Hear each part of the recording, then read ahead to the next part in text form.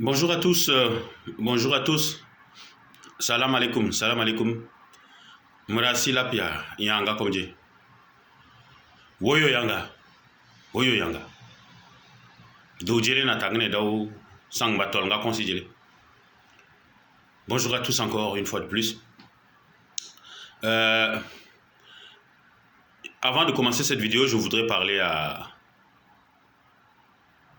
Mamad Kaka et à certains militaires qui l'entourent. Parce que j'ai eu beaucoup de gens qui m'ont dit qu'ils sont en train de faire des tranchées autour de N'Djamena. Et ces tranchées, les gens n'ont pas été prévus, prévenus. Et un matin, vous vous réveillez et vous voyez des caterpillars qui sont en train de couper la route, qui sont en train de pratiquement même raser les murs de certaines concessions. Et comme vous savez que la terre à N'Djamena, les gens parfois ils ne font pas des fondations assez profondes, des murs menacent de tomber. C'est-à-dire que la vie sociale est complètement bouleversée. Donc, ils se plaignent parce que c'est pas normal de se lever un matin comme ça, faire des choses comme ça. Une armée qui se respecte ne ferait pas une chose pareille. Creuser des tranchées en attendant vous parler de dialogue, de paix et tout ça. Vous savez, monsieur Kaka, peut-être que vous n'avez pas appris ça. Y a la France, il n'y a pas si longtemps, avait créé ce qu'on avait appelé la ligne Maginot. C'était pour bloquer les Allemands, si les Allemands venaient attaquer la France. Non seulement les Allemands ont contourné ça, mais ils ont pris la France. Et il a fallu nos vaillants grands-pères qui aient juré le serment de Koufra avec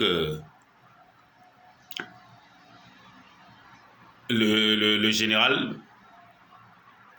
Donc comme ça, ils ont pu, comme ils l'ont dans leur serment, là, ils ont pu mettre le drapeau français sur la cathédrale de Strasbourg. Excusez-moi, je dors pas beaucoup ces derniers temps parce qu'à force des coups de fil, des conférences vidéo, la nuit et tout, surtout les problèmes déjà qu'on a au sud, mais en plus cette histoire de Mandoula. Donc, pardonnez-moi parfois certaines hésitations. Je cherche mes mots. Je suis un être humain. Donc voilà. Donc la ligne Maginot, ça n'a servi à rien. Et les gens sont quand même venus en France. Donc arrêtez déjà cette population qui est très pauvre, arrêtez de la traumatiser. Maintenant, je voudrais revenir à ce problème du Mandoul là encore, parce que hier nous avons appris que 4 villages ont été attaqués par ces éleveurs-là. 4 villages. Et la gendarmerie est venue, mais la gendarmerie n'a rien fait. Ils sont restés là à regarder parce que les gendarmes sont les parents de Saint-Jean là. Ils n'ont rien fait. Mieux, les villageois ont récupéré des douilles. Et non seulement ils ont arraché ces douilles aux villageois comme des preuves, ce qui est une violation flagrante de la loi, parce que c'est des preuves, mais ils les ont même menacés.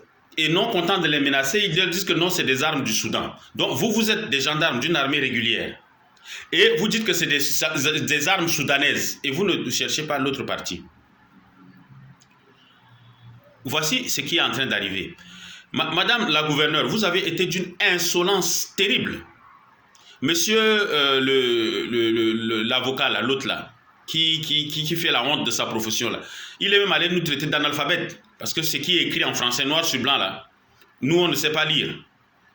Hein? Madame la gouverneure, vous avez été très insolente en disant oui, c'est la diaspora qui n'a pas assisté. Quand on lit, on a besoin d'assister. Aujourd'hui, le monde est devenu un petit village.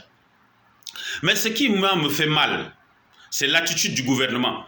Et non seulement l'attitude du gouvernement, mais l'attitude même des opposants qui sont dans le gouvernement ou qui sont entrés dans le gouvernement ou ceux qui ont dit qu'ils allaient changer les choses de l'intérieur.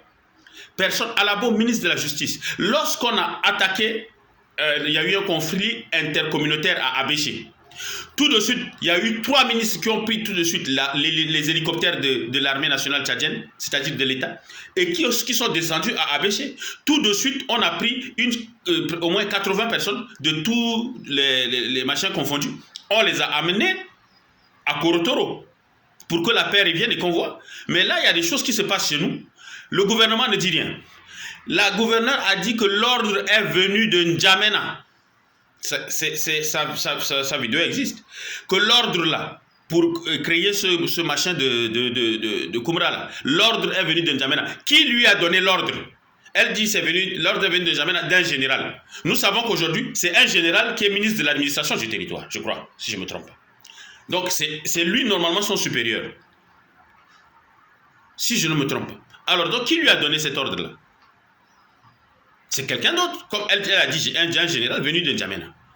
Donc ne nous prenez pas pour quand même des teubés là. Ce peuple est un peuple en danger. J'interpelle l'ONU, j'interpelle les Nations Unies, l'Union africaine. Moussa Faki, vous êtes tchadien, comme c'est vos parents, vous ne dites rien. La vie humaine réduite à 1 500 000. L'ONU ne dit rien. La France ne dit rien. Le Drian ne dit rien. Macron ne dit rien. Tous les autres pays regardent. Entre-temps, des gens se font tuer. Demain, quand les gens vont riposter, parce que c'est l'autodéfense, sinon c'est la survie, des gens diront que non, on a été comme ça. Voilà pourquoi nous avons décidé d'envoyer de l'argent à nos frères qui sont dans les villages, qui sont dans les trucs.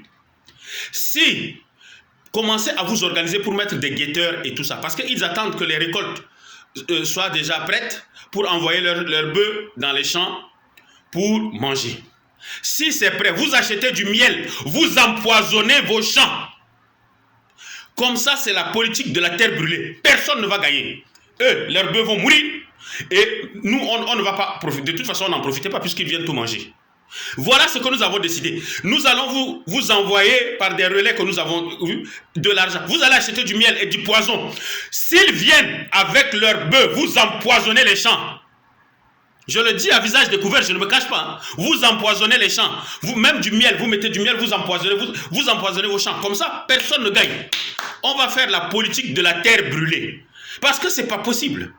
Et personne ne parle. Le gouvernement ne réagit pas. La dame, elle est là, très arrogante. Elle insulte les gens. Hein? Cette grosse truffe-là. Hein? Elle insulte les gens, elle nargue les gens. D'ailleurs, je vais te revenir parce que j'ai eu tout ton parcours et ta vie. Et je vais faire un spécial sur toi. Cette truffe-là, elle insulte tout un peuple, elle insulte les gens. Hein? Vous avez réduit, madame, nous savons lire, nous avons été à l'école, vous avez réduit la vie humaine à 1 500 000 payables d'avance, 200 000. Pourquoi vous voulez nier? C'est écrit noir sur blanc. Et hier, ils ont commencé la mise à exécution de cela. J'ai écrit à l'ambassade d'Israël avec des amis. Parce que ce qui est en train de se passer, c'est un pogrom qui était planifié depuis longtemps. Je vous ai dit, le 6e point de Dufrolina, c'était la réforme agraire. Vous avez vu, il y a un témoignage d'un général que j'ai mis sur ma page, que j'ai partagé un peu partout. Il a dit, c'était prévu, qu'ils veulent faire la même chose comme ils ont fait au Soudan du Sud, avant que les Sud-Soudanais se réveillent. C'était ça qui était fait. Des gens qui n'avaient pas de terre. Aujourd'hui, ils viennent, ils achètent à moindre coût, ils achètent, ils s'installent, ils créent des villages, ils vont même déterrer leurs morts chez eux là-bas, oui, pour amener et créer des cimetières chez nous. Ils créent des ferries où des chefs de ferries qui sont plus puissants que nos chefs traditionnels. Parce que quelqu'un m'a dit quelque chose, qu'il semblerait que nos mamans payent nos chefs traditionnels 250 000 et eux, leurs chefs là-bas, c'est 500 000. Bon, ça reste à vérifier. Mais c'est plus possible, ça ne peut pas continuer. On ne va pas se laisser se faire tuer, massacrer. On nous vole nos terres, on nous tue, on nous massacre, avec la complicité des militaires qui viennent normalement pour s'entreposer. Et nous, on va rester là les regarder. Maintenant, il ne suffit plus qu'on parle sur Facebook ou sur WhatsApp. Nous devons agir. Nous devons agir de manière concrète. Vous savez, quand les gars là étaient en train de combattre Mngarta et puis ils étaient en train de combattre Maloum et tout ça, ils cotisaient dans les mosquées. Les ministres qui étaient au gouvernement cotisaient. Nous devons aussi cotiser. Envoyer, on ne veut pas tuer quelqu'un, mais nous allons demander à nos parents là, si vous voyez que vous êtes en position de faiblesse, empoisonnez vos champs. Mettez du miel sur les trucs, empoisonnez les champs. On va faire la politique de la terre brûlée. Nous allons vous financer. Pour ça, nous avons déjà, grâce à certaines personnes, identifié un certain nombre de choses que nous allons faire. Ça sera comme ça maintenant. C'est fini. Et les traîtres là qui sont là avec eux, parce que c'est vous-même qui leur donnez nos secrets, c'est vous-même qui... Nous vous connaissons. C'est une simple question de temps. Où sont tous ces gens-là qui allaient danser, balader pendant la campagne électorale, faire les forages, mettre des t-shirts, Kuluna Gidam, Anina machin, restons concentrés. Où sont tous ces gens-là? Où sont tous ces serveurs? Où Denga est parti pour faire une campagne hier là-bas, je crois, vers Koumra ou quelque chose. On a dû fermer l'école pour qu'il sorte. Et il n'a eu aucun mot pour Koumra. Aucun, et tous les cadres du Mandoula, c'est les plus grands cadres qui ont aidé ce système-là. Mais ils sont là. On est en train de parler de vos frères, de vos sœurs. Vous ne réagissez même pas. Même pas, ne serait-ce par écrit ou faire quelque chose. Vous êtes assis là. Vous buvez vos bières. Vous allez baiser vos sales petites filles malades là. Et vous en foutez complètement de votre population. Complètement. Mais nous n'allons pas laisser faire. Nous n'allons pas laisser faire. Je suis désolé, ne m'écrivez pas pour me dire oui, calme-toi ou machin. Quand il y a des vies humaines en jeu, quand il y a la terre de nos ancêtres en jeu, quand il y a tout ça là en jeu, vous ne pouvez pas rester là pendant qu'on est en train de massacrer des gens, pendant qu'on est en train de tuer des gens, et puis vous allez rester là et écrire des choses. Je ne m'en fous. Portez-moi plainte si vous voulez. Nous allons maintenant là empoisonner les terres là. Et puis comme ça on va rester, comme ça on va se regarder. C'est quoi ces conneries là? Et je tenais avant de finir à dire un truc. Hein. Vous qui avez déclenché ça là. Si on ne retire pas ce truc, on ne vire pas cette gouverneure. Je vais vous chanter une chanson. Ami, entends-tu le vol noir des corbeaux sur nos plaines? Ami, entends-tu ces cris sourds du pays qu'on enchaîne? Oh, et partisans, ouvriers et paysans, c'est l'alarme. Ce soir, l'ennemi connaîtra le prix du sang et des larmes. Ce soir, l'ennemi connaîtra le prix du sang et des larmes.